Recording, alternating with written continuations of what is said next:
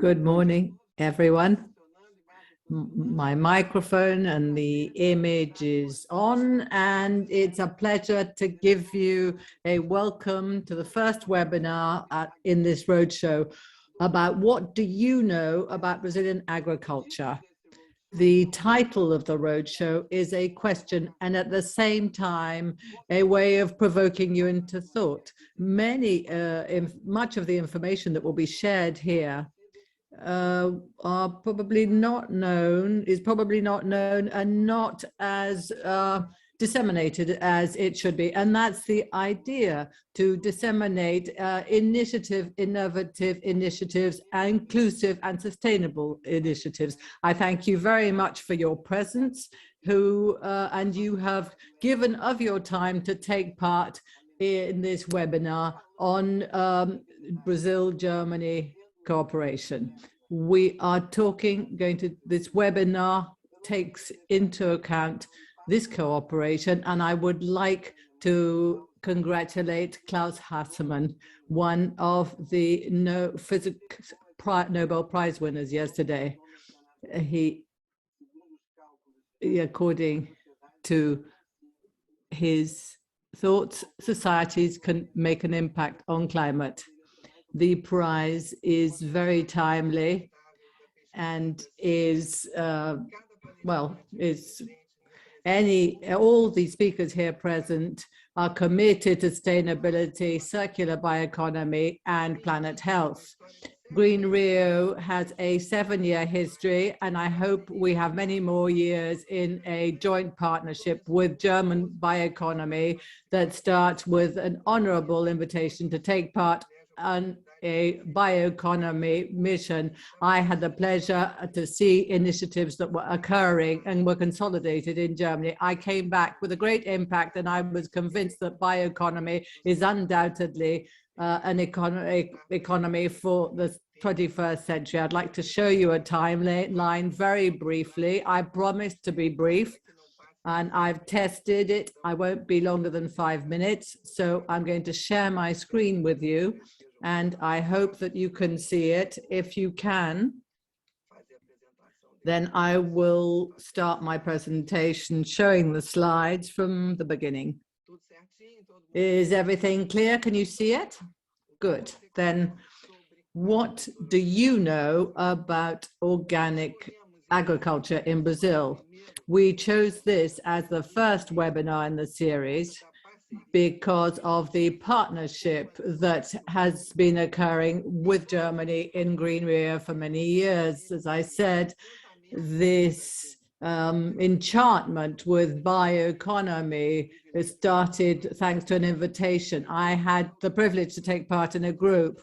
We visited many institutes and saw important initiatives, including the Max Planck Institute, where the physics Nobel Prize winner honored yesterday worked. I had the pleasure of working in the Bioeconomy Summit that inspired us. And in 2018, I also had the pleasure to take part in this summit that brought together over 50 countries. This was a transformational moment for our Green Rio. I am trying to hurry because I want to stay within the 5 minutes that I said. In the economics meeting in Weimar in 2016, I said we wished to know in the following Green Rio the bioeconomy players, and it was an honor to have the first German-Brazilian bioeconomy workshop in Green Rio 2017. We had different people. We ended up having more than 120 participants. And thanks to this, we continued with this partnership in 2018. We had a delegation of 30 people coming from Germany working in bioeconomy. We held 4 workshops. And to this day, we've been asked to continue with these workshops in which Brazilian and German researchers exchanged ideas, developed projects. And we also had the opportunity to arrange meetings at the 2 Ministry of Agriculture stands, both the Brazilian and German ones. This was very important and resulted in partnerships. Each of these events had important consequences. It should be noted that it is so important to have a long-term strategy. In 2019, we were able to welcome Dr. Müller, and we also had Ambassador Georg Wurzel, and 2019 was very important for us in Green Rio. Marco Pavarino will talk about the program a little bit more, about the Bioeconomy program that was launched by the Brazilian Secretary for Family, Agriculture and Cooperatism, Dr. Fernando Schwank, at this Green Rio event. Cooperation documents and treaties were signed, letters of intent as well, not only with FINEP, Embrapa and the Ministry for Agriculture, but also with the University of the State of Amazonas. The Amazon region is always present in our events. In 2020, we had Green Rio held online because of the pandemic, but this didn't prevent us from holding a major meeting with over 52 speakers during 2 days. And above all, we launched the first bilateral notice on bioeconomy. Yesterday, I heard the results that we've reached, and we're going to tell you about them and promote these this outcome in Green Rio 2021. This is very important, and we also have topics to be launched in the next one in 2022, but I don't want to give you any spoilers. So as you can see, this is the timeline. We're going to have our anniversary at Green Rio 2021, and I'm very happy to see that all of you here are part of this timeline in some way or another, and to share this timeline with you means so much to us in Green Rio. And we will be expecting you. We hope to have people coming in person. We'll be respecting protocols. There'll be no walls. It'll be all open. The auditorium will not be closed. So Flavio, Pavarino, Eva, Ingo, all of you who are watching, we are going to take good care of you. I managed to stay within my time. I spoke very quickly, so I didn't go over my 5 minutes. And now I'm going to stop sharing, and I'll come back here to show you to give the floor to Marco Pavarino. Marco Fino is not just the coordinator for the production and the extractivism department at the Ministry for Agriculture. I always admire him, and I always learn so much from him. So I would ask you to start your presentation. Thank you very much for all the messages we've been receiving. One from Ingo Merschel, who is coordinating the Brazil-Germany agro-political dialogue. Mark, the floor is yours. Good morning. Good morning. Good morning, Bia. Good morning to all. This admiration is mutual, Bia. I'd like to call you Bia. You'll allow me to, Mrs. Maria Beatriz Martins. Sometimes people confuse you with Bioeconomy. It's a pleasure to be here. We've been talking to our colleagues in the government and also in the private sector, our partners in Germany, about this such an important topic. I need to stay within my 10 minutes, but I would like to first of all greet you. As Bia said, I am here representing the Secretariat for Family Agriculture and Extractivism in the Ministry for Agriculture. I'd like to talk about some of the recent advances. I'd also like to greet the audience that is here on the different digital platforms. We're getting so used to them. And I'd initially like to greet the Ministry for Agriculture colleagues here with us, Flavio Bertarella, the Joint Secretary for International Relations, and we have so much expertise and have done so many things together to show the world the agricultural sustainability and vigor. I'd also like to greet Secretary Fernando Camargo. He'll probably also talk to us. He works for the Secretariat for Innovation. We have a bio-inputs program, integrated farming program. I'd like to greet Secretary Marcos Morales, from the MCIT, the Ministry for Science, Innovation and Technology, and Dr. Eva Miller, Director General for Forest Sustainability and Renewable Resources. These spaces with you. Thank you from the Ministry of Agriculture. Quero também cumprimentar o nosso. I would also like to greet our colleague, Dr. Igor Ploga, President of the EDCS, and Dr. Benno Piccoli, who is also a partner and has been a long-term partner, GIZ, German cooperation organization, and Dr. Mark Reichert. Now, a welcome and a good morning to everyone. And I'd like to speak very quickly and speak of the importance of family agriculture. I would like to give you briefly some figures.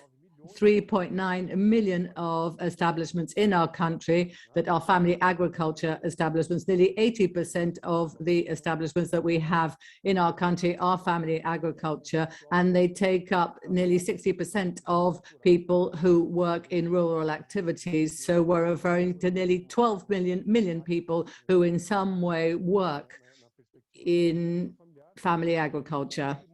This sector moves today over $25 billion per year in terms of the production value. It is meaningful, and we know about the vigor of Brazilian agribusiness, bringing foreign exchange and with the import and with the exports rather. And so family agriculture plays a great role.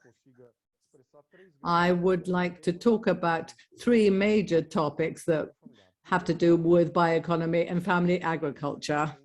Brazil works with Germany in bioeconomy. We know that Germany is a pioneer in this area, not just in Europe, but across the world. So we share not just information, but also expertise, technology, scientific research, and obviously markets. I would like to stress that what Bia has just said, we take part in Green Rio. It is a platform today. It is a platform for exchanging information, cooperation that is extremely vigorous, not just with Germany, but other countries, Sweden as well.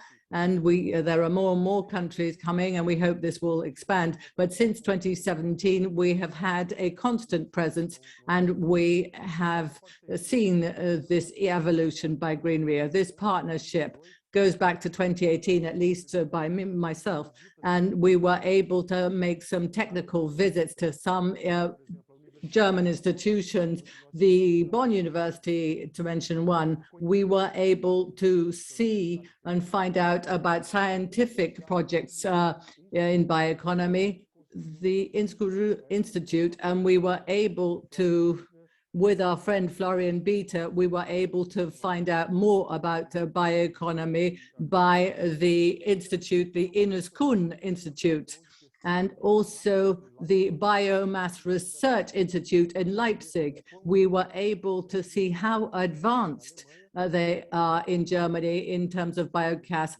and the Food and Agriculture Ministry, the German ministry. And in 2019, we began a public joint call for action with Brazil, Germany, a call for action, and we were able to include the science and technological research projects. And 2021, we will give you the results. We will be able to support projects by supplying funds in for aromatic plant projects. And in terms of advances in bioeconomy, well, Bia has already mentioned that in 2019, we launched a national program, Bioeconomy Brazil, Biodiversity. partners. We were able to increase family agriculture participation and in bioeconomy by in the use of biodiversity based on innovative processes to give access to markets. Thanks to the program, we had different involvement. Secretary Flavio Bessarolo also participated with the OECD, FAO, and ICA. FAO and ICA. 2 weeks ago, we were able to start launching an ICA cooperative project in bioeconomy for the next 5 years. And we had some actions that were deployed in this program. I would quickly like to give you information. In these past 2.5 years, we've had 15 projects that have been supported, which have brought benefits and are directly and indirectly benefiting over 30,000 families, family agriculture families, and traditional peoples. Over 12 million reais that were invested in these projects. I will mention a few. Today, we have an agreement with the state of Amazonas to support 3 major chains, Guaraná, Brazil nut, and Pirarucu in a sustainable way. So over 2 million reais, sorry, this is bioeconomy, and it generates income. We work supporting inter-municipal consortia. We join territory, biodiversity, and the people who use biodiversity. Over 8 consortia have been supported, over 15,000 families. In 2021, we hope to have another 8 consortia. We have a project that is ongoing with the private sector in terms of phyto and aromatic products, already giving income to our farmers. We work in allowing for access for different traditional ways. We have been working with FAO in Minas Gerais. In 2020, we created a credit line for family farmers to work in bioeconomy, Pronaf Bioeconomy. We have over 1,500 people having access to these funds, over 100 million reais for solar energy, sustainable activities, rural tourism, medicinal plants, and guaranteeing minimum prices for biodiversity products to support those who can live in a sustainable way from the standing forest, using the natural resources that we have in our country and that generate income, and also to improve the rules in a very important program to us. I know that Germany is a great consumer of biofuels and has already announced some changes in biofuel consumption, thanks to some, due to some environmental issues. I'd like to say that the family agriculture takes part in biofuels, and biofuels in Brazil has a rural register, and Brazil is a great consumer of biofuels. We perfected this, and this is included in bioeconomy. To close, I would like to talk about future prospects. We need to move forward and share some information and knowledge in terms of governance, and also forest bioeconomy. We need to increase what we already have in bioeconomy, forest bioeconomy, in non-timber products, essential oils, fruit, and biomass. We need to move forward a lot, and that's why we want to make a joint action constantly with Germany to invest in research, development and innovation for the use of our biodiversity. We need to do a lot to support the structuring, productive structuring of these chains. We need to articulate, and we have the Mercosur and the European Union talks. We need to expand our markets for our biodiversity products, both internally and externally. There's great potential, and there is a potential that needs to be expanded, but that needs to be supported by other countries who demand from us sustainability, but also quality and price and regulation. Brazil can respond to this consumption that demands increasing sustainability and traceability. And our family agriculture can respond to this demand. Thank you, Bia. Thank you for giving me the opportunity. And thank you to all those here with us. It is a pleasure and will always be here at your disposal. Thank you. Thank you, Marco. You couldn't have been more brilliant in your presentation because you gave us a full view of what's being done with data, figures, showing the concern on inclusion, with inclusion and income generation, which is so essential in these times. I think that I'm going to ask you for your text, your presentation, so we can show this to others, this outlook that you have showed us. Representando a ministra num evento exatamente agora. Mas ele gravou vídeo especialmente para esse evento. Mr. Fernando Camargo is representing the Minister of Agriculture in an event right now, but he sent us a video. He is Secretary of Innovation, Rural Development and Irrigation.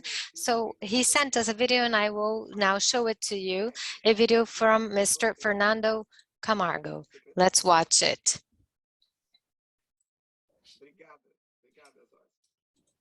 Thank you.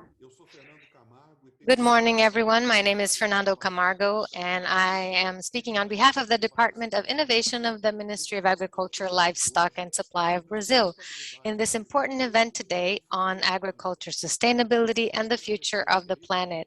I would like to thank our dear Beatrice and all of my fellow panelists, and especially Ms. Eva Müller, Director General for Forest, Sustainability and Renewable Resources of the German Ministry of Food and Agriculture, always a great partner of Brazil. We are at the eve of COP26, as all of us know, and we are in light of the huge challenges looking for urgent solutions for global warming. We know that this solution includes necessarily the development of the bioeconomy, but the key issue is how. There are many theses and antitheses and problems and solutions available for the debate. But today I chose as a starting point a reflection from a great genius and idealizer of technological innovations. As many of you know, recently Bill Gates called our attention in his book to global warming to two numbers that translate the magnitude and challenge involving climate change in the world. 50 billion tons of CO2 equivalent, which is the amount of CO2 equivalent emitted annually by all countries, and zero, which is the urgent goal that we need to reach in our productive processes. We need to decarbonize the way in which we produce things, not only in Brazil, not only in Germany, but all over the world. In agriculture, we have two major challenges, according to Bill Gates. The first one has to do with gas emissions from the enteric fermentation of cattle herds. And actually not only cattle herds, but any livestock. And in fact, methane emitted is much more polluting than CO2. Another challenge is to make the use of nitrogen more efficient. This is a fundamental element in agricultural production, but it is a very harmful product for the environment. So I will propose solutions for these challenges brought by Bill Gates based on 2 points. First, to show that the specific technologies developed in Brazil may respond to both challenges, as he mentioned. And also I will address how Brazilian agriculture can contribute to substantial solutions to the planet's decarbonization. Brazil has brought together the best technologies for sustainable farming, and 10 years ago launched the low carbon agricultural plan, which we call the ABC plan here. Results have been measured and assessed recently, and these technologies involved all the way from the use of integrated crop systems that bring together crops, livestock, and forests in one single area, the treatment of animal waste to produce energy such as biogas, and even the use of bioinputs that also come from this energy production process. During this period, we were able to expand the adoption of these technologies to 52 million hectares, mitigating around 170 million tons of CO2 equivalent. This area is equivalent to the size of 1.5 Germany's, just for you to have an idea, since Brazil is continentally sized. In terms of the specific challenge of methane, to answer Bill Gates, the system of production that integrates in one single area, crops, livestock, and forests, have shown to be highly efficient in neutralizing this gas's emissions. These systems provide the absorption of gases by the soil, by the forests planted in the same area, and has shown to be very efficient for the adoption and resilience of the productive systems. It has increased biodiversity and improved the microclimate of those areas, as well as animal well-being. As a result of the efficiency of these technologies, Brazil created a scientific protocol to certify beef, a carbon neutral beef, and it's already being sold in important retail supermarkets in Brazil, and very soon I believe it will be sold in Germany and in the international market. It's what we call carbon neutral beef. With these technologies, we join together food production, animal well-being, and the fight against greenhouse gas emissions. In terms of the more rational use of nitrogen, since it's an essential element to agriculture, and the challenge that Bill Gates mentioned, Brazil has developed one of the most relevant, albeit little known innovations. It's the biological nitrogen fixation. Nitrogen fixation uses bacteria that are bioinputs to naturally incorporate nitrogen into the soil and remove it from the air. It's a wonderful and natural technology. Only in 2020, we saved 37, considering the 37 million hectares of soy planted in Brazil, biological nitrogen fixation promoted a savings of $14.5 billion per year. And in the last 20 years, this is $290 billion that could be used. Look at the sheer size of these figures. In addition to the savings that you make when you no longer buy nitrogenated fertilizers, in other words, fossil fertilizers, you also decrease in greenhouse gas emissions by using these bioinputs. The use of biological nitrogen fixation also saves annually 160 million tons of CO2 equivalent in emissions. In the last 20 years, we saved the planet 2.5 billion tons of CO2 equivalent. Imagine the potential for mitigation if all soy in the world were planted using this technology. We need to think about that.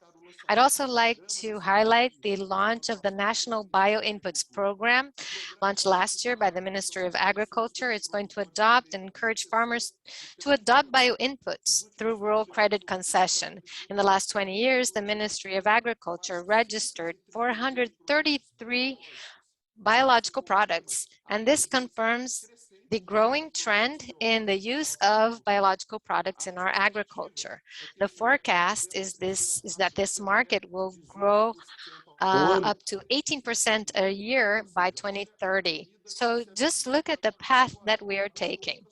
There are other solutions that Brazilian agriculture has developed for decarbonization. One of these solutions is direct planting. It's an agricultural technology that avoids soil inversion, increases biodiversity and water absorption, thereby avoiding erosion processes. So we are investing intensely in this technology. After all, Soil, as we know, with water and sun are the key ingredients for a high quality agriculture. We're also investing in renewing pastures. In the last 10 years, there are 27 million hectares of revived pastures. For the next 10 years, we've inserted new technologies in the low carbon agricultural plan, which has been newly remodeled and now is called the ABC Plus plan. And we've expanded the target to use these technologies in 72 million hectares. And with this, we're going to save in emissions about 1 billion tons of CO2 equivalent. This is equivalent to saying that we're going to implement a low carbon economy in an area of the size of Germany and Norway together. Another important technology are the bio inputs. Among them, I highlight the example of the bioma phos. By stimulating the absorption of phosphorus by crops, this input increases soil productivity by more than 10% and decreases the use of this fertilizer. It's been proven for soy, sugarcane, beans, rice, sorghum, brachiaria grass, and even coffee. Ladies and gentlemen, the Brazilian agriculture sector is paving the way towards decarbonization. Based on these technological advances, Brazil has produced up to 4 harvests per year. Our grain production increased around 5-fold in the last 50 years. We went from 80 to 270 million tons. Today, Brazil contributes to food security to more than 160 countries to where it exports its food products. That's about 800 million people having their nutritional needs met all over the world. In these challenging times, Brazilian agriculture enters the area of decarbonization built upon solid scientific bases that qualify it to provide food security and valuable environmental services to the world. Germany has been a great partner for Brazil in this journey by executing several technical and scientific cooperation projects. I'd like to immensely thank our German friends. The world needs to put a brake on temperature increases to avoid the increase of natural catastrophes that cost us so much in terms of lives and economic losses. Technological innovation supported by science remains a key pillar of Brazilian tropical agriculture. Brazil needs to show the world our strength in our sustainable and innovative agro-environmental sector. We need to establish fruitful two-way partnerships in strategic terms for the agricultural sector, as is the case of sustainability, open innovation, bioeconomics focused on bio-inputs, future foods, and the multiverse of digital agriculture.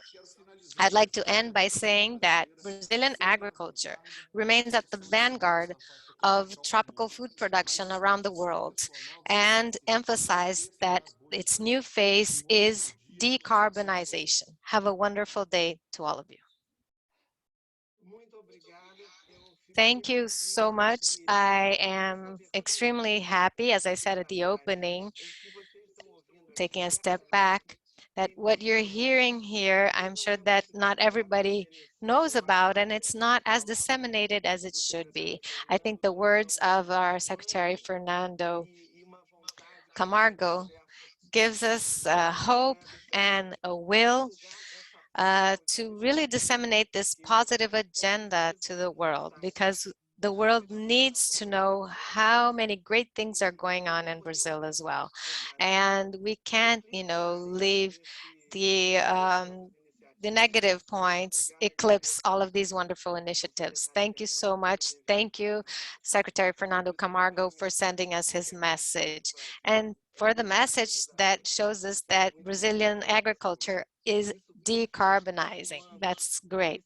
So, and this, continuing initiatives that Brazil has been promoting in this scenario, I'd like to give the floor to Secretary Flavio Bittarello. Where are you? No, we have Pavarino with us, another secretary. There's Flavio Bittarello. Great to have you here with us. Thank you, Bia. Thank you, Eva Miller, and all panelists here. Good morning to all participants who are here with us today. I'm sure that Pavarino and Fernando Camargo has already showed a very interesting scenario of the many innovations we have carried out in bioeconomy. And these are just a few. There's so many others. Bioinputs, uh, biological fertilizers. So it's a very broad and comprehensive effort. It's interesting that Brazil is a country that has embraced this vocation of having parallel systems. Brazil is an example for the world that there is no single solution. There's no one size fits all solution. So we all need to search for sustainability, but each one tracing their own path. Sometimes a path that works for one does not work for another. So this is extremely important to highlight. So in Brazil, as Pavrino said, we have family agriculture, which is very important. At the same time, we have a very large commercial agricultural sector. And in a way, this is the answer. We need to explore the potentials of all of our productive systems. And that's the only possible path for us to solve this double challenge of feeding a growing population, and not only growing in numbers, but growing in income as well. People are eating more and better and more diverse foods. So it's not only a nutritional and food security, but also greater access to food. And on the other hand, we need to do all of this maintaining environmental conservation, preservation, and keeping sustainability based on the three pillars: economic, social, and environmental. And a bit going back to this idea that Fernando Camargo brought, which is having an agriculture moved by science and the importance of innovation, is that our interventions really have to be based on the supply of agricultural and food systems. We see a lot of this issue of trying to manipulate demand and trying to create or reduce our consumption and trying to create more animal protein. But if you look at places, we have a beef super capital that is actually high, but it's not the reality around the world. Other countries that are still in their economic transition, and Brazil also is diverse, but if you take countries in Asia and Africa, the per capita consumption of some kinds of foods is still very low. So to think that you're going to change this consumption to adapt to a standard of one or another place that have higher incomes, it's unreal. But if it's real, you're kind of giving a destiny to these people of being infinitely excluded, which is not sustainable. And Brazil has shown in this panel that it is a live example of being able to make systems coexist. We have a more advanced organic legislation in the country, but we've also been considering many technologies in agricultural inputs and genetically modified organisms. One thing does not necessarily exclude another. When you want to impose a single productive system, that in a way it's very naive, or I mean, it's either naive or hypocritical, let's say, because you want to feed billions and billions of people just with one type of agriculture. That's unrealistic. Of course, that would mean not using science or sustainability. All our productive systems have to be based on science and sustainability, and that's our basic rule. That's why I think it's important, what Marina said as well, that we need to expand access to markets, both for bioeconomy products and traditional products. And science is the leverage to this. It's the catalyst for access. If you don't exclude solutions before they have been validated scientifically simply because of a regulatory problem or precaution, legal precautions, that's not the way out. So bioeconomy should exist with other types of production systems. And why am I talking about Brazil and the issue of having a single solution? Because this has been the base of our engagement with Germany and the different fora we've been cooperating. Our cooperation is historic, it's long living, And also, due to our history, migration between Germany and Brazil, we always say that in Sao Paulo, we have the biggest German industrial park outside of Germany. And so for over 100 years, we've had this very close relationship. And of course, this is reflected in agriculture and in technology. Mark is here, so he knows I'm not lying. It is really a relationship of complementarity, and it's a historical relationship. Now, how do we frame this relationship? Well, it's a dialogue. It's a symmetric relationship. We're building joint solutions. So we can't simply import solutions without having these solutions validated and adapted. This is what we're building together with the GIZ, with Dr. BMEL, and Dr. Eva Mueller is here with us. So we're building solutions together without prejudice, without preconceived ideas, so that we can in fact find these paths that are adequate, appropriate to the reality of these two places, Brazil and Germany, and that are also adequate to the challenges around the world. So in a very pragmatic manner, we've been discussing very relevant topics: the sustainability of chains, traceability, bioeconomy, all of this within a prism that we're not going to simply have a bio input law in Brazil and think that Germany is going to automatically adopt the same law without adapting it. That's why, we've had this agreement signed by the two ministers, a memorandum of understanding that created the political dialogue framework. Because we need a platform to continue talking, to continue getting to know each other, after this 100 years old relationship. But it's very important that we keep this conversation. And once again, I congratulate Green Rio, because I think you're a vector of this knowledge and dialogue so that we can find joint solutions. The objectives are the same. We want to meet the second sustainable development goal, which is to eradicate hunger. We want to follow the Paris Accord goals. We have, the sustainable development goals. So I think we know where our goal is, but we're working together to create these paths together. It's not a single path, but many that will take us there. Certainly, we recognize our differences, and Brazil has a tropical productive system, which is very different from the European countries.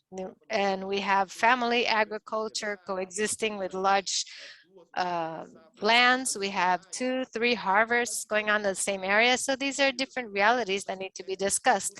But of course, at the same time, we need to look on our own and together, using a friendship, frankness and transparency, paths that will help us together reach our objectives. And that's why our dialogue with Germany has been very fruitful. The dialogue between governments and the private sector have always been frank and transparent. And this has been shown, in the position of many multilateral forums, G20, and sometimes even differing from other voices inside Europe that mix legitimate environmental interests with protectionist interests that are not as legitimate.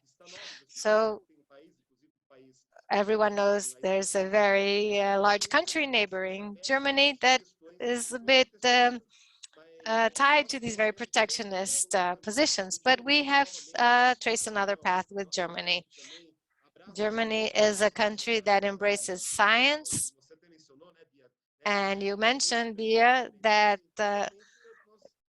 we really have views that are converging, and we recognize the greatness of the challenge ahead of us. If we think only of those of the electorate and the groups, the parochial groups, or the interest groups that are going to vote or elect a politician, we will never get to this this task of feeding the world and protecting the environment at the same time. So I'd like to thank the opportunity and thank all of this cooperation that we have with the German government, and say that Brazil is willing to go on in this frank, symmetrical, and open dialogue so that we together can get there and democratize access to food at the same time that we develop employment, income, bioeconomy, and sustainability in all of its areas, with taking care of the environment, which is fundamental and important for future generations. Thank you.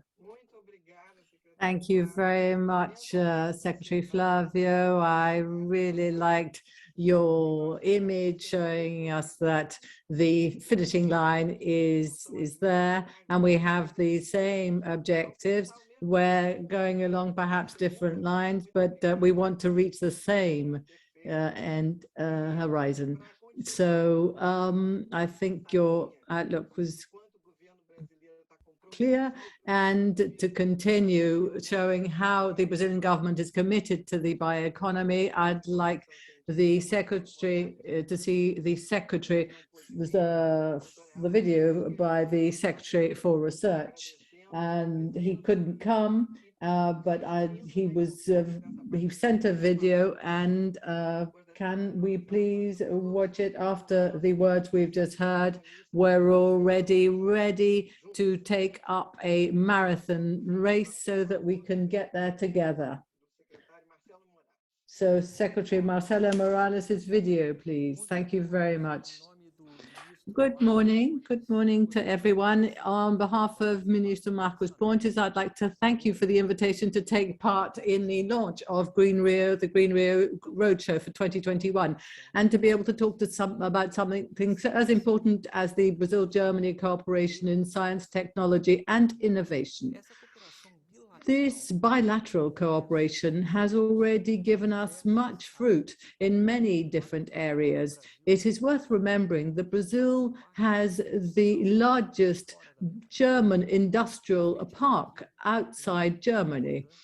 And we see the important ties in science, technology, and innovation.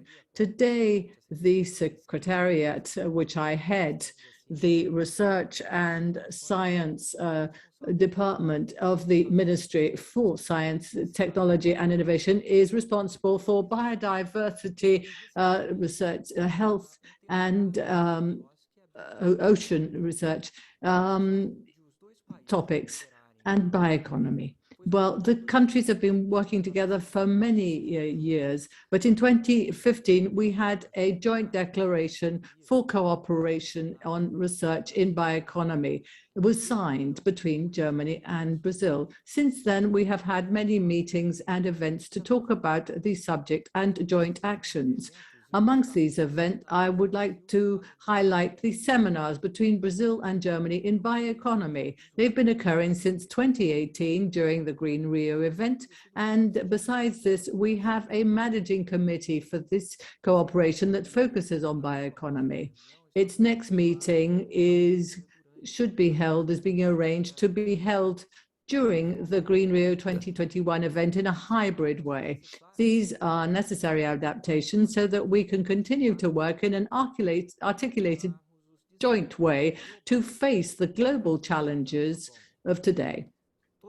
All the efforts undertaken in this cooperation, and I'd like to highlight this, have brought concrete results. A year ago, exactly on the 8th of October 2020, the first joint call for action was launched by Brazil and Germany on research and development in such an important area as bioeconomy. It is a partnership between the Brazilian ministries of Science, Technology and Innovation and the Brazilian Ministry for Agriculture and Supply, and the German ministries for research and education, and food and agriculture ministry.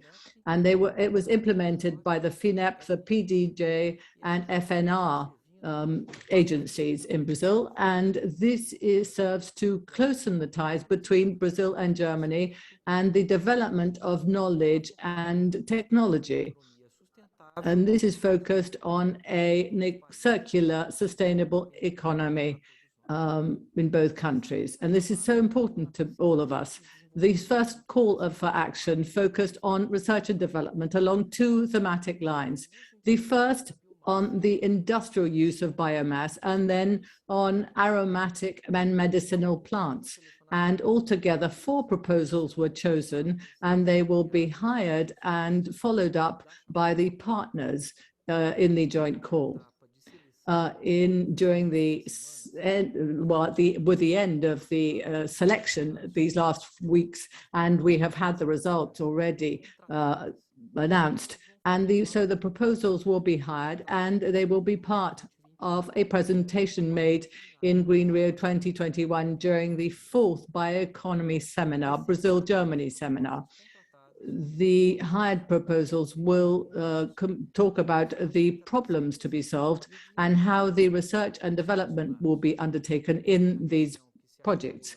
During the meeting by the German and Brazilian partners in November this year, we expect to broach the lessons learned in this first joint call for action and talk about future actions, which is so important in this Brazil-Germany cooperation on things such as phenotyping, the genetic improvement of plants, pollinators, and the bioeconomy coordination, national coordination. These are subjects that have already been discussed and can be the focus of future joint actions. But we can also highlight other topics for articulation, such as biodiversity and the bioeconomy production chains. We've already had developments at our ministry and at the MCIT in Brazil. We have been acting on the use of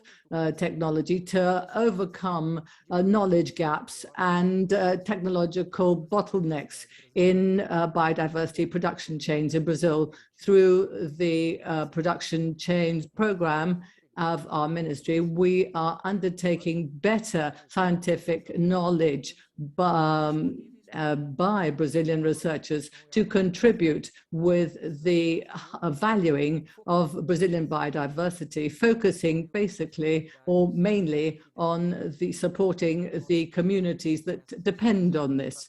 We hope to develop the increased knowledge and technologies and supporting communities for these communities. And we already have undergoing examples of these policies in the açaí, cupuaçu, pirarucu, and licuri production chains. You will be able to see closely things about this project in the Green Rio event this year. We should also highlight here that this program has a managing committee that defined all the instruments, criteria, and guidelines for eligibility and selection of the projects.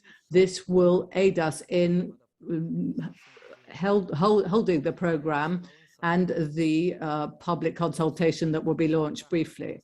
I would like to highlight that the launch of this future joint call in the bioeconomy production chains, as well as the joint call for action between Brazil and Germany in bioeconomy were only possible thanks to the resources of the FNDCT.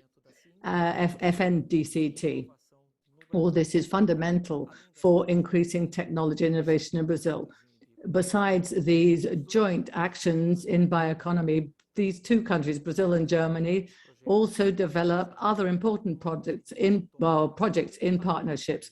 The Atto Tower will give us new perspectives about how the Amazon region interacts with the atmosphere and the soil, and how this is affected by climate change. Another important partnership is the holding of studies in research to face the new coronavirus pandemic. It should also be stressed that there are efforts being made to establish instruments with the GIZ Institute to develop joint actions focused on the adaptation and mitigation to climate change. As you can see, cooperation in science, technology, and innovation between Germany and Brazil prioritizes national issues and especially global challenges that include climate change, health, ocean health, biodiversity, planet health, and the development of their economies in a sustainable and circular way. As I said in my opening speech in Green Rio 2019, Brazilian science has reached maturity and has contributed to solve, so that we can solve national and international challenges. I talked about the Zika virus challenge at the time. Now I come back with another virus, the coronavirus. I'd like to highlight our ministry's actions that we were able to develop right from the first moment by building the MCIT virus network in February 2020. This action allowed the ministry and the Brazilian academia, to move forward by using the best science. The lessons that we learned with mobilizing efforts to fight the pandemic, we would like to replicate in facing the other challenges, as well as the other opportunities that we have.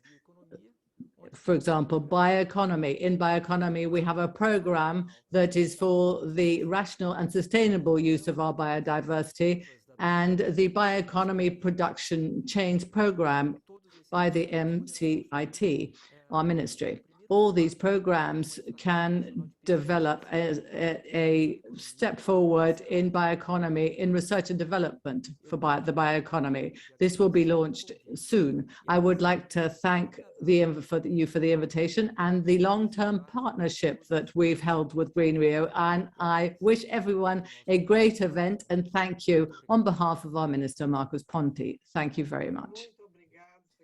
Thank you very much, Secretary Marcelo Morales. Your words are very encouraging, and everything we've heard till now can only make us feel that we're mobilized toward facing this marathon. I would like to thank the work of the Ministry of Science, Technology and Innovation.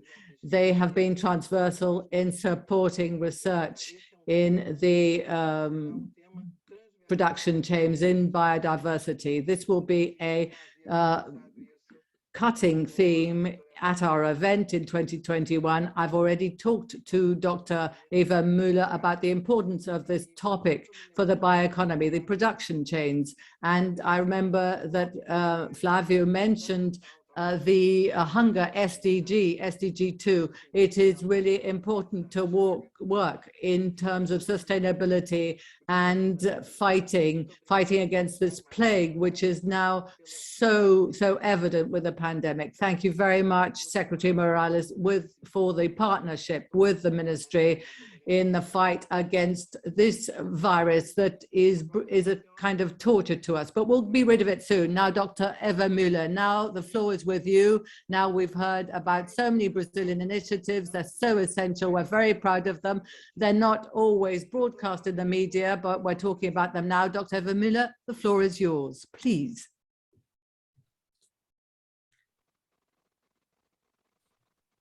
Thank you, Bia, for organizing this event, which I see as sort of a warm-up for the upcoming Green Rio in November. And also I would like to thank Secretaries Bettarello, Camargo, and Morales, and Mr. Pavarino for all those positive words about our German-Brazilian cooperation. And I really, from our side, I share your view that this has been a great cooperation, which has existed for a very long time and which has been recently developing very nicely in the area of bioeconomy. So I'm also very happy to speak in front of that many high-ranking representatives and decision makers from Brazilian government and from the industrial, scientific and development institutions. And I sincerely hope that we will be able to meet in person in Rio de Janeiro soon. Now, before I start talking about the German-Brazilian Bioeconomy Cooperation, let me say a few words about the importance of the bioeconomy in Germany to set the context. We have a very broad concept of bioeconomy, and a concept that stands for the responsible use of all biological resources to produce food, feed, bio-based materials, and energy efficiently and sustainably. And this means that we consider all biological resources coming from land and marine ecosystems, such as agricultural crops, wood products, animal products, seafood, aquaculture products, even algae, yeasts, microbes, and bacteria, everything is included. And on the demand and utilization side, we consider the whole food chain, meaning also bio-based materials for construction, chemistry, pharmaceutical and medicinal purposes, and biomass for energy use.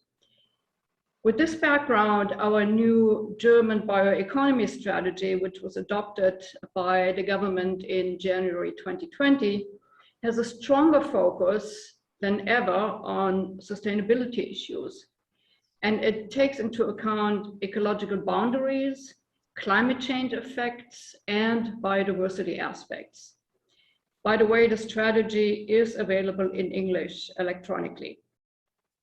Now, concerning the ongoing implementation of the strategy, we have to take into account broader international policy frameworks, such as the UN Sustainable Development Goals, and for us, importantly, also the European level, where we have the European Green Deal, which is the plan of the European Commission to make Europe climate neutral by 2050. As a first step in the implementation of our national bioeconomy strategy, an independent bioeconomy council was formed.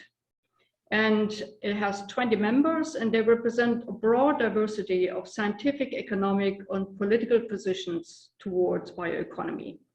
One of the major tasks of the Bioeconomy Council is to discuss the implementation plan for the strategy with the civil society stakeholders in order to ensure broad buy-in and support from the very start. And some important issues to be considered in the implementation plan include, for instance, closer coordination of bioeconomy activities at national and regional level, for example, value chain networks, further improvement of the bioeconomy monitoring system, for example, by considering the climate and water footprints of the German bioeconomy, cascading of biomass utilization, sustainability certification of biomass, and intensifying international bioeconomic cooperation. Now, this last point is important because we firmly believe in the added value of a global bioeconomy approach. Because in a globalized economy and in view of the commitments we have to the Sustainable Development Goals, we all have to move towards a consequent, sustainable use of biological resources without damaging or destroying nature and biodiversity. Because without this, a global transformation towards sustainable and climate neutral economies will not be achieved. And for this reason, we need well-adjusted bioeconomy concepts worldwide. They should be based on a broad and holistic view on all types of biological resources, their production, their utilization, conservation, and regeneration. And bioeconomy strategies also may serve as roadmaps to sustainable development if they integrate related knowledge, science, technology, and innovation. This is certainly not an easy task, considering global population trends, adverse climate change effects, pandemic crisis, biodiversity and soil losses in many countries and regions. So to contribute to more international networking and cooperation on the bioeconomy, Germany has supported the International Bioeconomy Summits in 2015, in 2018, and the last one in 2020 that took place in Berlin as a virtual event. Allow me also to emphasize in this context the work on the International Sustainable Bioeconomy Working Group under the umbrella of FAO. This working group is supported by the German government, and it serves as an informal platform for knowledge and experience sharing. It also acts as an advisory body to FAO's own bioeconomy program. So our international interest and engagement and the belief that we have to work and act globally is also the reason for the German-Brazilian cooperation on the bioeconomy. Our bioeconomy cooperation is one of the major activities within the broader framework of the bilateral agricultural dialogue between the two countries. And at the beginning, we mainly discussed trade-related issues, topics related to the EU-Mercosur trade negotiations and biomass use for bioenergy. Later on, precisely in 2016, I think that was already mentioned before, during a meeting of the bilateral working group, Agribusiness and Innovation in Weimar in Germany, a closer cooperation on bioeconomy issues was agreed between the two sides. And then during the second steering committee meeting for the bioeconomy cooperation, which took place in September 2019 in Natal, both sides agreed that two ministries from each country would be jointly leading the bioeconomic cooperation. That is on the Brazilian side, the Ministry of Agriculture and the Ministry of Science, Technology and Innovation. And on our side, it's the Ministry of Food and Agriculture and the Ministry of Education and Research. On this basis, the governments of Germany and Brazil have agreed to work closely together in the field of bioeconomy research in particular, in order to jointly generate the knowledge that we all need to tackle the complex challenges that we are facing. And this agreement has been followed by concrete action. 1 year ago, we launched a joint public call for project cooperation between Brazilian and German research organizations and companies. And the focus of this cooperation is on the industrial uses of biomass and on medicinal and aromatic plants. The feedback and the interest in this first call for funding has been really great and very positive. We had 30 complete project proposals that were submitted, 25 of them in the area of industrial use of biomass and 5 on the medicinal plants. And after a thorough evaluation process by experts from both Brazil and Germany, we finally agreed to select and support 3 projects in the area of industrial biomass and 1 project on medicinal plants now. And for these projects, we are both making available funding. Germany is providing a total of 2 million euros, 1 million from the Ministry for Education and Research and another million from my ministry. The respective project participants are currently requested to submit a complete project application, and we are very optimistic that the first projects can start at the beginning of 2022. So this starting point of our scientific and technological cooperation in the field of bioeconomy is really a big step forward, and we are very happy about this development. My colleague Hans-Jürgen Fröser, who is also listening to the webinar, and myself, we're really looking forward to discussing this and also possible future areas of cooperation related to the bioeconomy in person with you in Rio in November. Somebody said earlier that we have different realities because Brazil has a tropical economy and the German economy is quite different, but I think we also have similar problems, especially in view of climate change. For example, we both need to decarbonize our agriculture. We are facing the same challenges as you do in decarbonizing our agriculture. And Secretary Morales has already mentioned several concrete topics which could become new areas of cooperation, including the topic of productive chains. And we'll be happy to take this up with you in Rio in November. So I keep my fingers crossed that the COVID situation will allow us to actually have a physical meeting, which would be really wonderful after such a long time. Thank you. Muito obrigada, Eva. Eu estou esperando entrar minha imagem em cena para mostrar para você que Thank you so much, Eva. I also want to show you that I have my 2 fingers crossed on both hands so that you can come to Rio in November in the next Green Rio event. Let me just wait for the next image so that you can see exactly what I'm doing.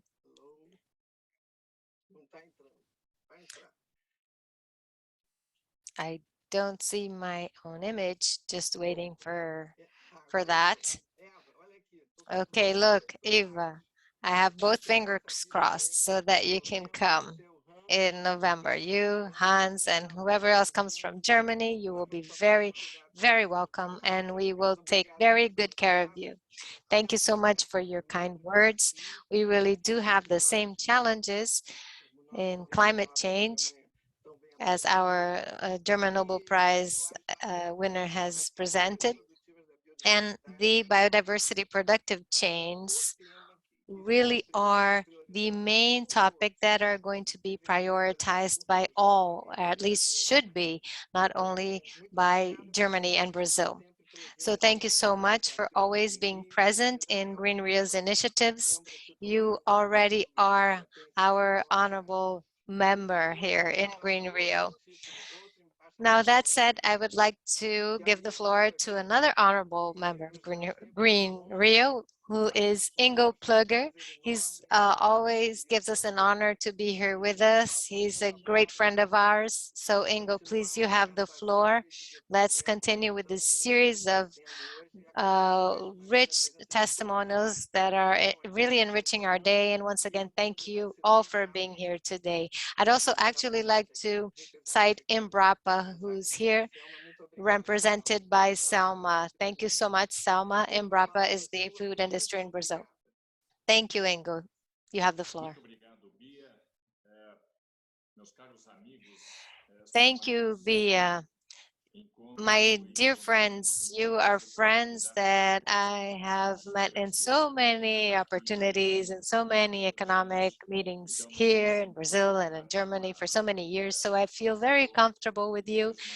And I felt very comfortable when I was invited by Bia and when she said that I am their informal ambassador. Basically, I don't think I should repeat so many of the relevant points that were raised here, but more so I should do a reference to the strategy between Brazil and Germany based on history and for the future. In terms of history and nature, I like to say that 200 years ago, we had 2 extremely interesting episodes in the Brazil-Germany relations. One was that one of the greatest naturalists of humankind wanted to come to Brazil through Venezuela, and Mauricio Guinness-Sao had a German origin. He vetoed this naturalist's entry because he said, no, if you come in, you will try to seek different knowledge and you're going to explore issues that we don't want to explore. A few years later, Princess Leopoldina, the wife of our Emperor Pedro I, allowed Pixis Marxist to come in, and he came into Brazil and described 5 Brazilian biomes in such a rich manner, not only the biomes description, but the whole social descriptions that he made in terms of society and culture that remains to this day a historical reference within the knowledge people have of Brazil. This real natural or nature relationship that Brazil and Germany had kept on going for 200 years. We had a very large contribution from Mr. Gunther, who was a naturalist that came to Brazil, who rescued a series of letters which were written between Humboldt and Spitzimarcius, where they describe the potentialities of this bioeconomy.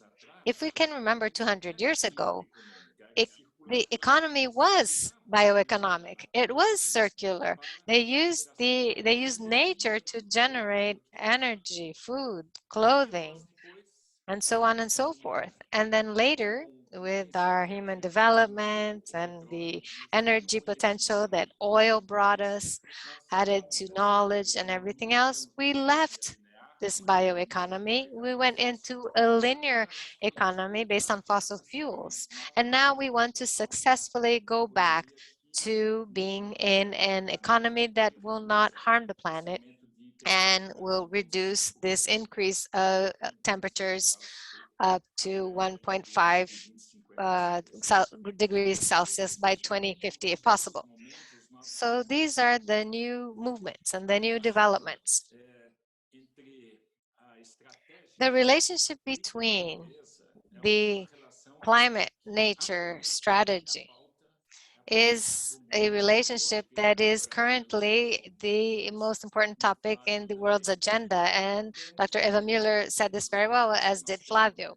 And within the projects that we have, within these issues that we are working on jointly, we do have different realities. And I'd like to mention two different realities, especially post-pandemic, because that's when they have been more highlighted.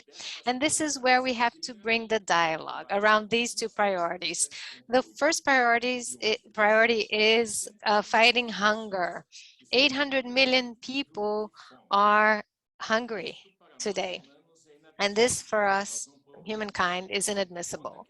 We can't pretend that we can evolve and develop, leaving 800 million people behind hungry. In an increasing population in 2050, perhaps we'll have 10 to 11 billion people. So the question we should ask is how many people we will have who are hungry and how many will not be hungry. This made Brazil and Latin America or South America in general work intensely on the food chains, which a few weeks ago had a repercussion in the UN meeting, where Brazil played a key role. And to my surprise, and I am actually a defender, a militant for Latin America, the minister, Teresa Cristina, was unanimously chosen as a voice person for Latin America. Very few times in the history of Latin America did we have a spokesperson speaking on behalf of all. Because Mexico has one reality, Argentina has another, Chile is completely different, as is Brazil. But this time we had a spokesperson. We had a single voice which spoke very strongly and incisively based on a set of principles. And I think that in this dialogue, Brazil and Germany, when you talk about food chains, which doesn't only have to do with food health, but access to food around the world, this can develop within the Brazil-Germany dialogue into a dialogue with the rest of Latin America, Mercosur, and the European Union. This is an extraordinary opportunity we have in our common strategies. Second, we have to talk about climate change. If between climate change and hunger in Brazil, hunger perhaps is #1 and climate change is #2, in Germany, it's the exact opposite. In Germany, the priority for society, for the government that is representing that society, climate change is the #1 priority. As Dr. Eva Müller said very well, in the conception of the bioeconomy, the fight against hunger is not the first item because it's not the priority within the European Union, and it is not the priority either in Germany, but perhaps it is the second priority. These differences have to be understood by the policies in both sides because of this difference. And another common challenge we have is the economic recovery post-pandemic. And here we want to create a huge transformation, leaving a fossil-based economy and going into bioeconomy. And this I'd like to emphasize the following. Based on what Dr. Eva Mueller said in the most broader understanding of bioeconomy, we need to start with the circular economy, aquaculture, biochemistry, bioenergy, and the products and services that are directed and geared towards nature. Nature conservation is in itself a product, and there are other conservations that within the GDP are part of a series of instruments that not only are private, but are also public that drive all of this. This understanding, I believe that in our dialogue, needs to be improved, because I think this dialogue and the forecast for the future needs to bring more components within this debate, within this discussion. The tropical economies are actually a minority in the world, or a large minority. 2/3 of the population lives above the equator and also lives in a non-tropical area.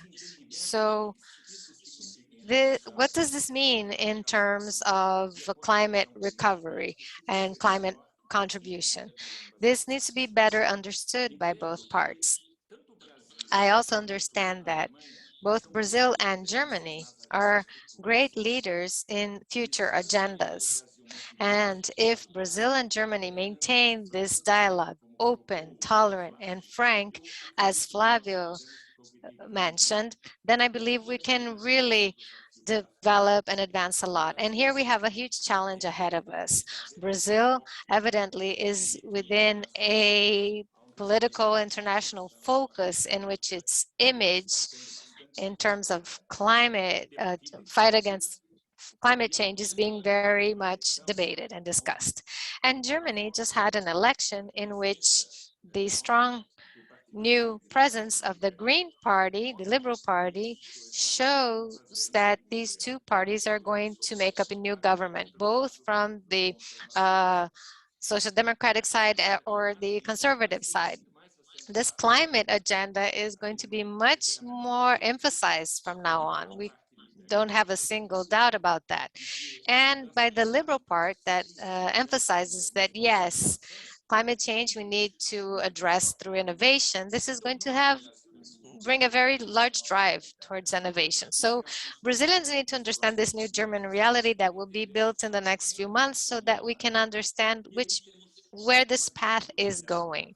So we have a crossroads ahead of us. The risk of confrontation versus cooperation's opportunities.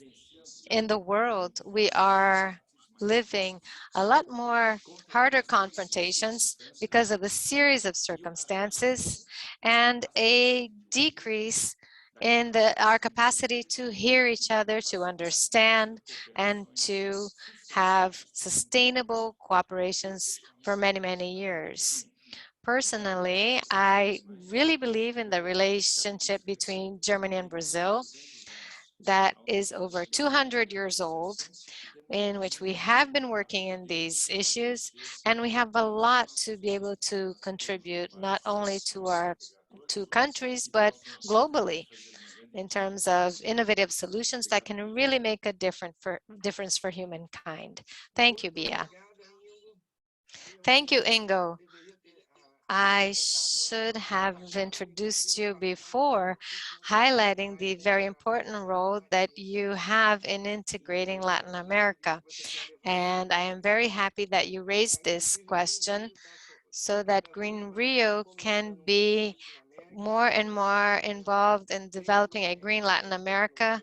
And we have 3 panels that are going to talk about green Latin America, and you're going to be representing CL as you always do so well. I thank you so much for your the historical background that you brought us to, which enriched our event even more. Thank you so much, Ingo. Going on, I have the honor of inviting Benno Pokorny, head of the bioeconomy section at GIZ in Brazil. Thank you so much. GIZ has had an extremely important role, and it's an honor to have you here and to see our GIZ friends here. I'm sure that Claudia and Tatiana are also watching us.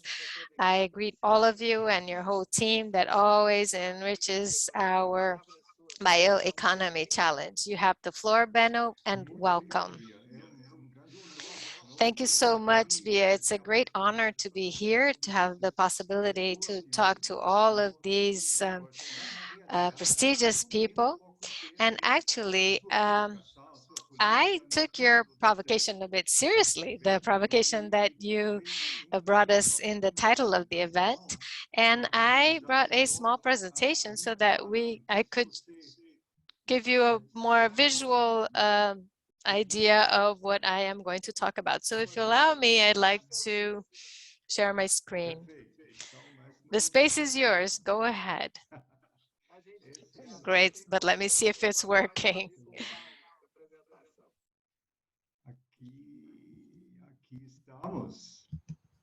Let's see. Here we go. Can you see my presentation? Yes, we can.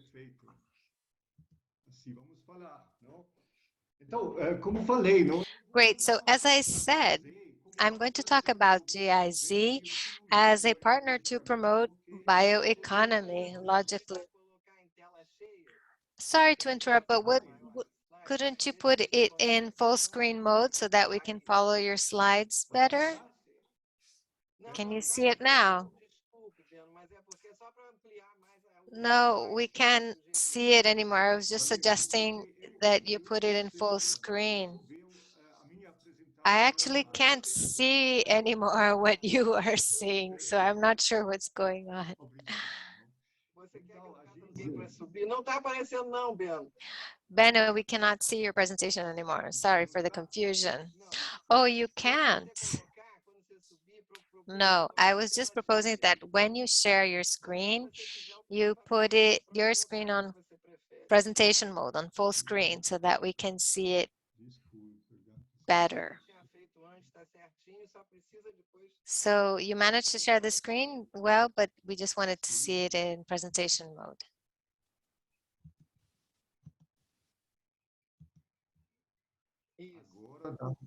Agora está bem. Perfeito. Now it is perfect. Thank you very much. Wow, that was stressful. Help. No stress at all. Go ahead. Okay, so I'm going to talk about GIZ naturally because now I am the head of the bioeconomy section at GIZ Brazil. And so as I said, I took your title's provocation seriously and I decided to speak first about the role of the GIZ. GIZ is the German This is the German Society for International Cooperation, and we have also the the KfW, which is the Financial Cooperation Agency. And we implement sustainable development policies as defined and managed by the famous BMZ, our Ministry for Economic Cooperation and Development. And you can see a graph here that shows the proportions of the resources involved, and you can see that over 60% of the resources spent for international cooperation comes from this ministry, the BMZ. Here in Brazil, we've been working for more than 60 years along two different pillars, especially in the last few decades: renewable energy sources and energy efficiency. And the second pillar is the protection and sustainable use of forests. And this is very much related to the well-being of rural families. I also wanted to talk about the resources, and in this table, it shows that for years in the past, what has been the resources spent by Germans in international cooperation, specifically in Brazil, in different sectors. I don't want to go into too much detail, but you can see more or less from this table. And it's interesting to know that more or less 2/3 of this financial support from Germany is dedicated to industrial uses. So large infrastructural projects, large construction projects, machinery, equipment, and that triangle where you see GIZ, this is more or less all of this, of all these resources that exist. These are the resources that we have here to actually carry out projects of international cooperation. And now I would like to show you even more how the proportion of all of this, the shares. We can see here below this small rectangle, which is precisely the rectangle that shows resources from international cooperation as, and the, compared to the little triangle referring to GIZ. And just to show you the proportions, this is the volume of trade between Brazil and Germany, imports and exports. And perhaps you can understand better through this visual aid and through this image, all of the kinds of resources that are brought by international cooperation. This means that we have a great task ahead. If we wish to reach sustainable development, we have to push the elephant.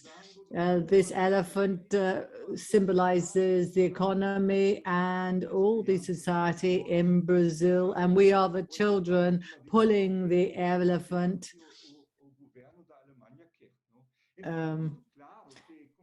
So obviously, with these few resources, GIZ cannot do anything without cooperation. That is why we talk about German cooperation and international cooperation that only works with partners, with the government, with the civil society, the private sector, and academia. We're always in search of partners, but we need to respect the fact that each partner has their own interests and capabilities. The private sector, they want to have profit. Academia wishes to have pretty publications, and the civil society has a social and environmental agenda, and the government, which will bring together all these interests. And then besides these interests, there are people in these institutions who also have their own interests, and in seeking partners, we need, besides considering the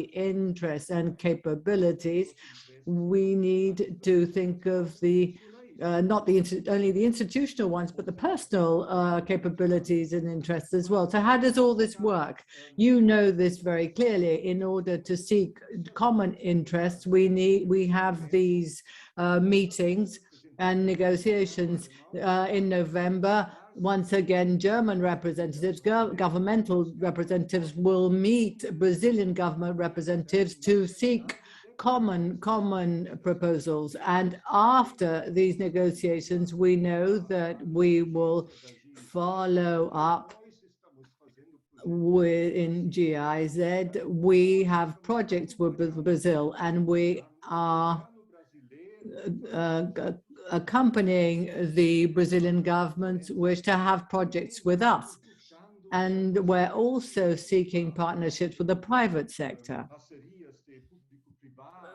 public-private partnerships, and the private sector has a wonderful idea in turning the world into something more sustainable, and the GIZ will say it's a good idea and says we will accompany you in deploying and implementing this. We always are aligning with the civil society, and we hire specialists when we need skills and capabilities that our government and or our other partners do not have. Now, one of the essential topics, and that's why we're here, and I'm very happy to be here. Well, a common interest is it has to do with the bioeconomy. More and more actors are interested in the bioeconomy. Nevertheless, we need to be very clear, and this was very evident in the talks given till now. Despite everyone being interested in the bioeconomy, there are many different interpretations. Perhaps the lowest common denominator is the use of biological products and renewable energy. But these can have different ends. Well, generating profits, thinking of economic growth, the bioeconomy as a chance to grow. It can also be seen as a contribution towards the local development of rural areas, or there might be a transformational interpretation, replacing fossil resources by renewable resources, or something more encompassing, replacing the destructive economy, the classic economy, with a sustainable economy. There are important strategies. One strategy is to improve the bad economic players or actors, or let's say reducing the environmental impact. And another strategy is promoting the use of biodiversity with using the use of the word bioeconomy in the original sense without destroying the resources, making use of the cultural environmental resource in a way to generate value. As I said, we are working in cooperation with our partner, our great partner in the Bioeconomy program, the Secretariat for Family Agriculture in the Ministry for Agriculture, MAPA. Pavarina has already spoken, and they have a definition, and it is also our definition because we are cooperating together. Bioeconomy seeks to increase the participation of family farmers, peoples, and traditional communities and their establishments in productive and economic arrangements. And this is our guiding line, and we are developing with the government and our partners and the private sector and the civil society different actions. We accompany the government agencies in promoting public policies, the PNAA, the PAA. This allows to integrate family in agriculture more into the market possibilities, or engaging the private sector. It is very important to identify enterprises, companies that can have a very positive influence on the bioeconomy agenda, and to seek the strengthening of these organizations, creating capabilities. This is essential. Bioeconomy is a new concept, so we need to create capabilities for all the actors along the production chain, so they know how the bioeconomy works, not just the producers or the people in commerce, but all the policymakers and the different players. We need to create capabilities. There are different programs like Cap et Gestion, and we are contributing to the initiative of reinforced business.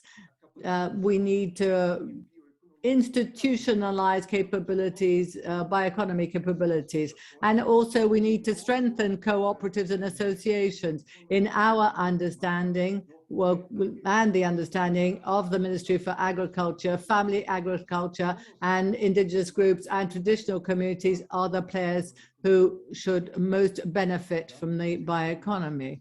And we have many experiences. We know there's enormous potential. There are many products, many producers and actors involved, and we already have many success cases. that have come about in the past few years. Some examples have been provided by the other speakers. It is also very clear that there are many challenges, informality in the sector, much regulation that does not have to do with a new concept of bioeconomy, logistics that very often isn't working for many products, financing, and risk management. What is also very worrying is that despite having an increasing number of bioeconomy initiatives that are successful, this doesn't always affect the mainstream. So classic agriculture is ongoing. They are like nearly two independent, different processes. So to overcome these challenges, to try and find solutions, it is necessary to have new partnerships to expand the idea, extend the idea of bioeconomy in practice and replace step by step classic agriculture. And to wrap up, I would like to highlight that we at GIZ are available as a partner to face this huge challenge, and we hope to cooperate, expand our cooperation with the government, our government partners and the private sector and the civil society. Thank you very much. Thank you very much, Bino. I'm extremely happy that you accepted the challenge and the provocation, and you responded by giving us an excellent presentation. You explained extremely well what GIZ's role is, and I am a privileged witness to how well GIZ has played an important role in transformation and inclusion. I'm very happy that you mentioned the rainforest partnership, and the Capture Stone program is wonderful. It really needs to be talked about. We continue with the partnership, and as you said, the word is cooperation. It is along these lines that I am going to give the floor to Mark Reichter. He is the Bayer CEO, and he also takes part in, well, he's one of the private sector representatives in the agribusiness, German-Brazilian initiative on agribusiness and innovation. Ingo also represented the initiative here. Now, Mark, the floor is yours, and please take up the baton that of the production chains. I'm sure this is also of interest to you. Thank you very much, Bia.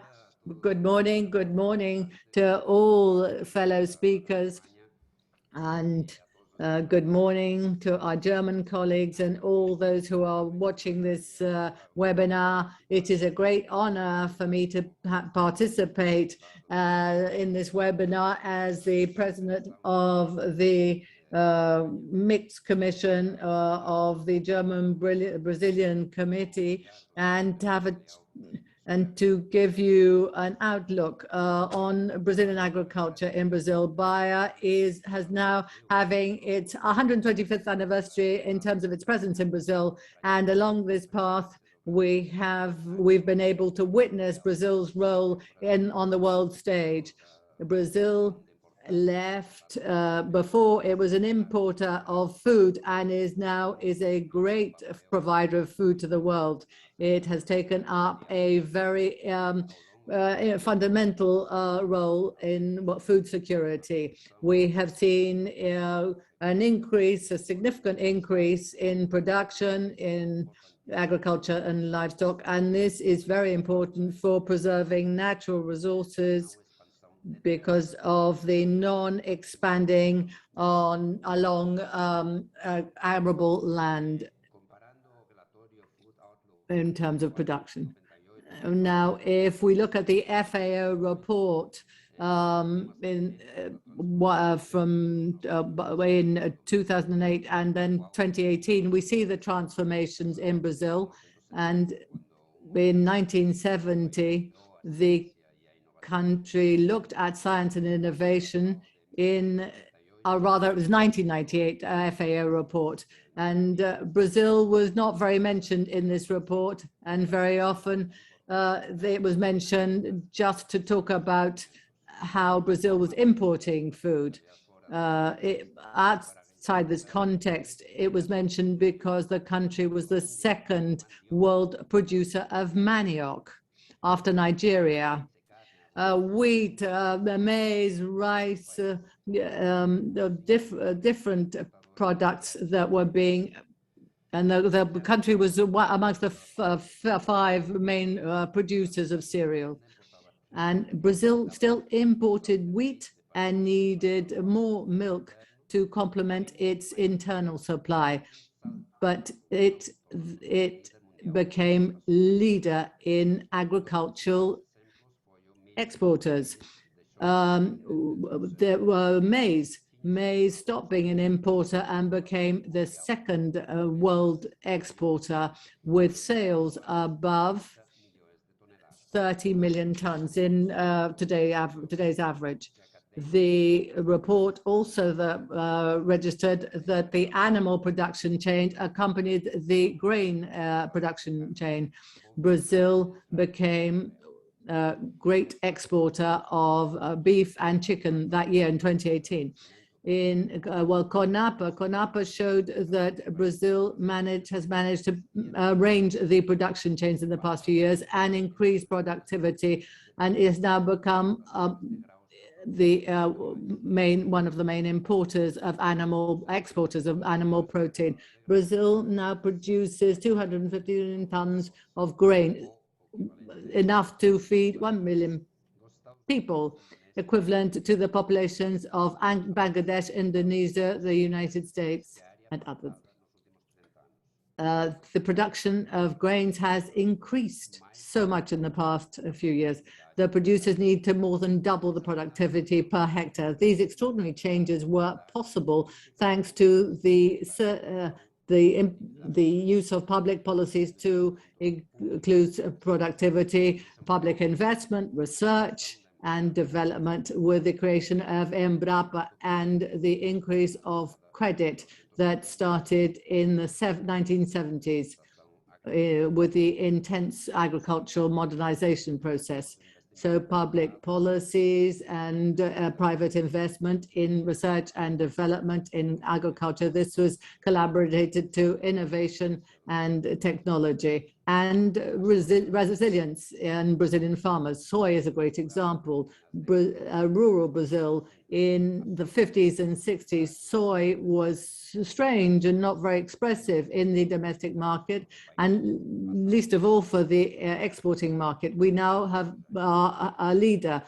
To plant soy in a tropical region was a biological and technological challenge. After years of research undertaken by Embrapa universities, state universities for research, and private sector, with genetic improvement techniques, different varieties were developed that were adequate for the Brazilian soil and climate. Another contribution has to do with the fertilizing of soils and with the development of the biological nitrogen fixation techniques. All this innovation have contributed for greater productivity in the same planted area, a reduction in energy use, and the greenhouse gas emissions. Zoning, climate zoning, the crop pest management, and mechanization, and the linking of 3 different crops, and also forest and farming and in the same area, and livestock have had great impact, and low carbon agriculture, and provide opportunities for Brazil. And in these demanding markets, research and development are continuous in Brazil. Bayer, as usual, implements our innovation, transparent innovation. We have agriculture has become much more modern, and innovation, together with adequate public policies for environmental protection and worker protection, have provided advances in production sustainability, but there are relevant challenges still. The great concentration of production and income in rural areas. There's a great number of soils and pasture lands that are degraded. It is necessary to include small farmers in the digital area and the trading cycle. And there is a mandatory goal in preserving the different Brazilian biomes. But what is most important is that there are many opportunities for implementing initiatives that have a positive impact to overcome these challenges and so many other challenges.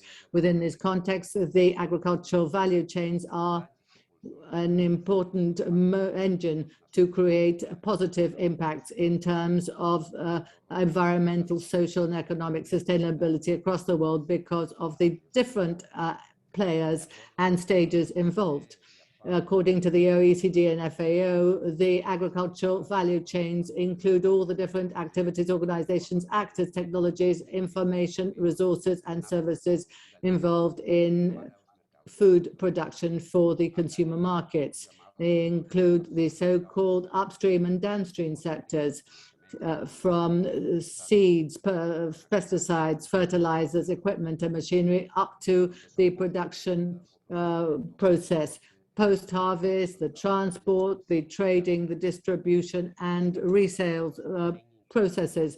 The agriculture chains also include services, research, development, information, market information, certification, digital technologies, and data, including satellite images, climate monitoring, traceability, amongst others.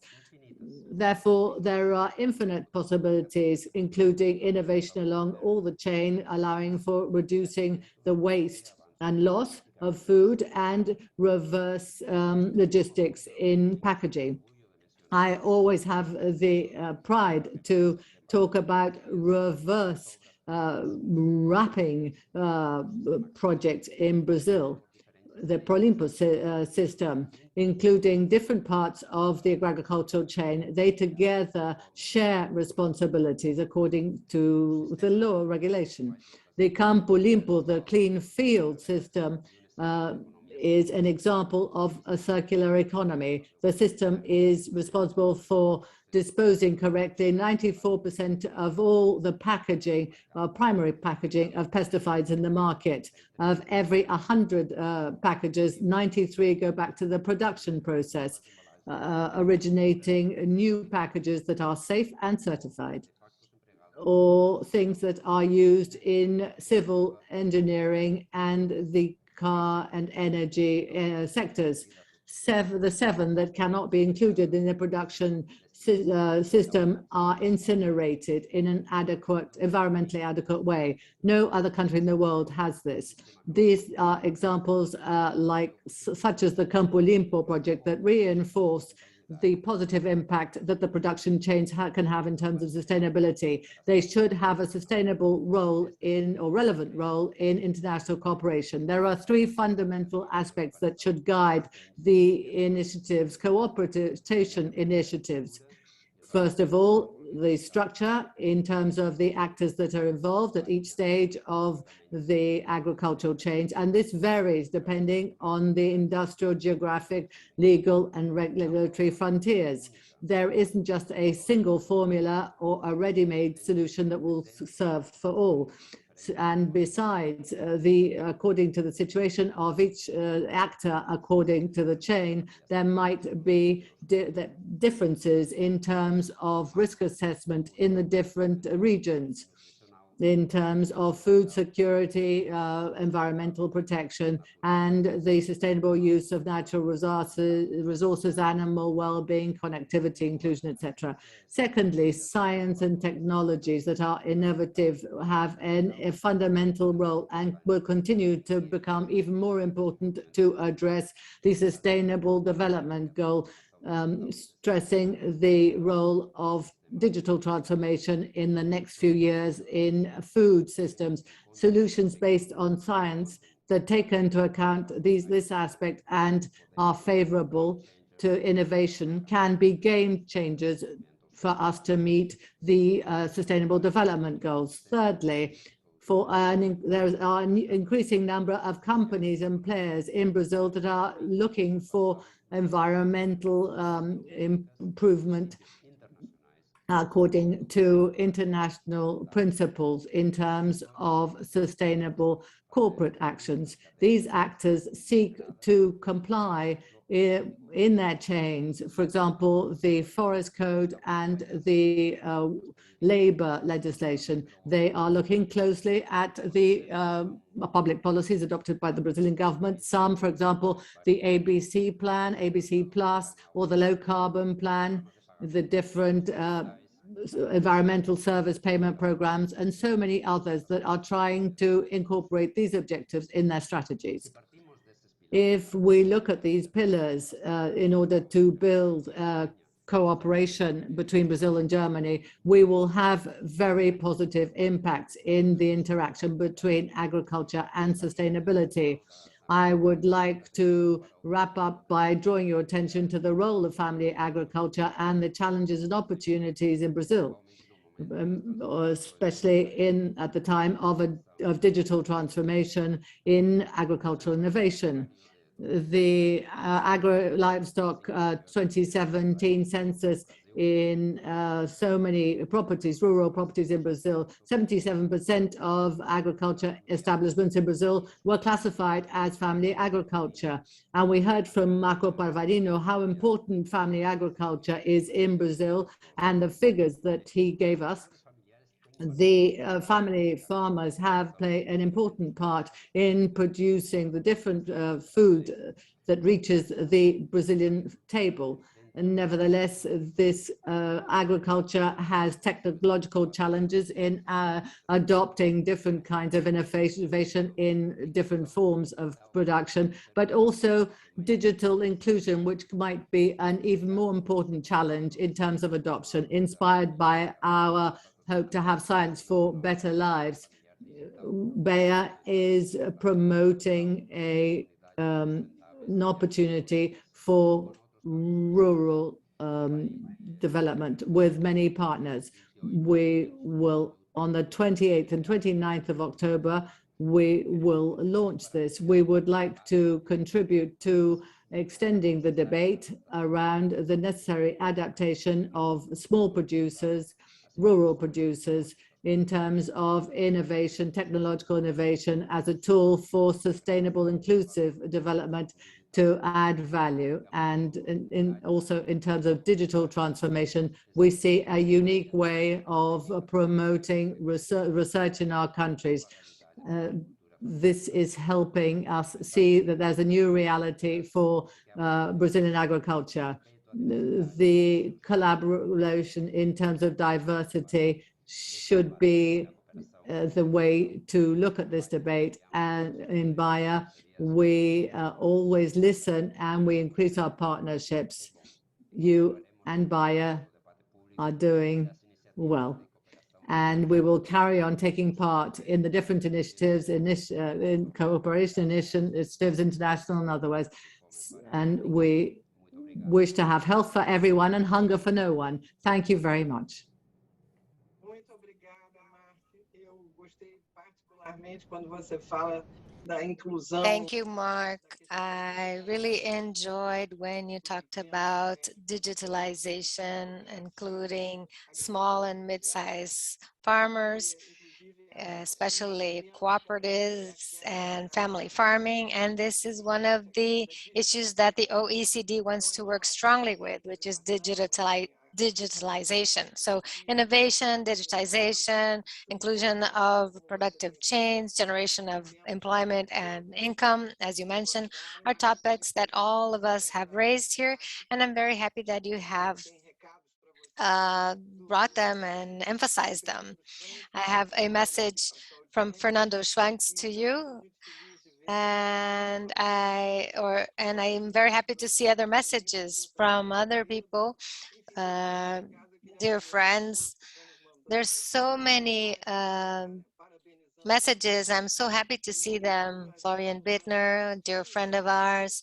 And since we are within our time perfectly, our timing is precise and accurate, and all speakers were wonderful and stayed with their time allotted.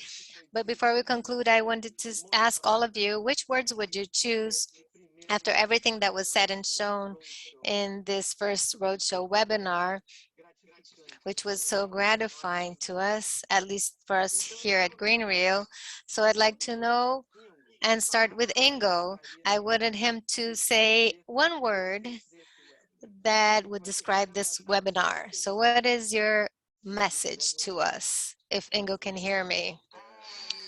I can hear you. Yes, I can hear you. I'm trying to quickly think about what I'm going to say. You caught me by surprise. Right, so the phrase that I take with from this meeting, first of all, is the high level of competency that both countries have around this topic. It's quite impressive what both countries are carrying out, what they're doing, and how serious they are analyzing these issues. But biodiversity is a huge challenge, and dialogue runs the risk of not happening successfully if we don't look for a common happy end. Thank you. How about you, Pavarino, if you're still there? I'd love to hear from you. I caught Pavarino by surprise as well. I'm catching everyone by surprise. Who would like to volunteer to give me a sentence, a phrase next? Flavio, Mark. Mark, you just spoke. Okay, I could say something. I think we all know that the challenges are great, but we are two great countries, and I think through cooperation and through open minds, we will find solutions.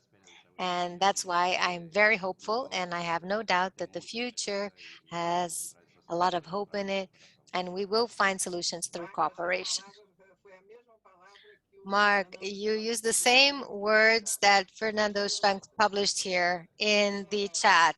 He wrote esperanza, or hope. Great. Dr. Eva Mueller, can you hear me? Could you say a final comment?